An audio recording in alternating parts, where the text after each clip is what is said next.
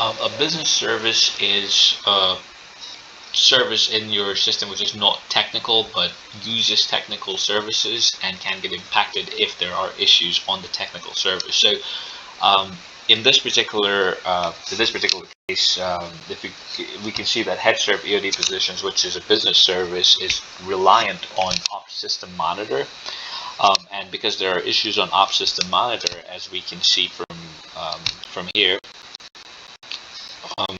there are issues on Ops System Monitor. It has automatically been configured as having been impacted.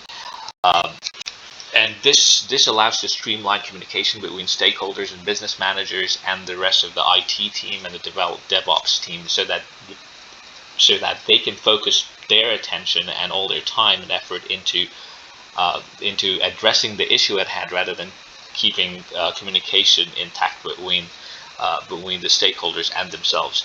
And TaskCall makes that process easier by automatically letting people know that there are issues. Those who need to know, they already stay updated.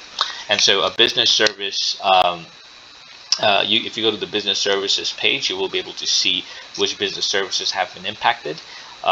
If you also go to the status dashboard, you'll also be able to see from there that the business services that you care about as a stakeholder, you can see the status of their status from here as well. Now we can go back to business services and try to create a new business service and see how that can be done. So let's just create a business service called EOD position, or EOD positions team, and let's call it, let's say that the minimum urgency, let's do the description. This service makes sure that all EOD positions are attacked. Give it the minimum urgency, which would set a minimum urgency that would cause an incident to be classified as having impacting it. We can choose it to be high. So generally, like low urgency incidents do not necessarily always affect business services. Maybe it's only like the highly critical ones that actually affect the business services. So you can set the impact urgency here. Which teams does it belong to? Let's just say right now we only have one, so let's just go with Ops team. It affects Ops teams, and it's owned by the Ops team. Let's select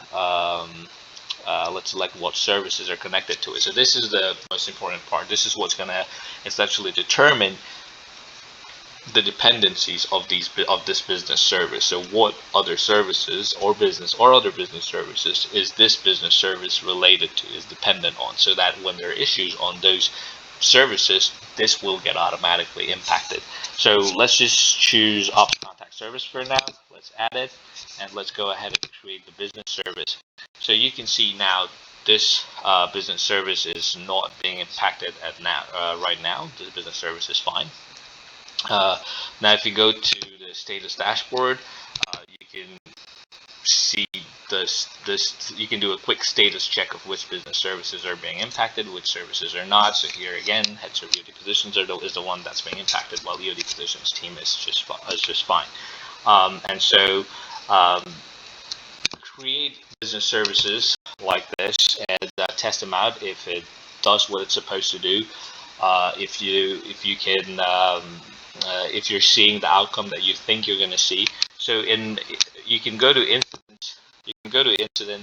And one more thing is that you can go to incidents and you can actually add impact. So if you go to the status updates tab on the incident details page, then you can manually add an impact of a business service. So from here, if we choose this and we add it, then it will automatically show this business service as having been impacted.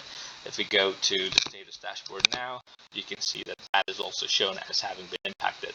Now, if we go back in there, and we can also undo it.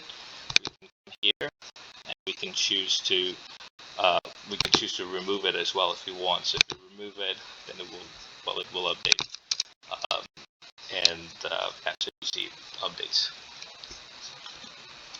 So yeah, just play around with that as well and see if it performs as you think it will.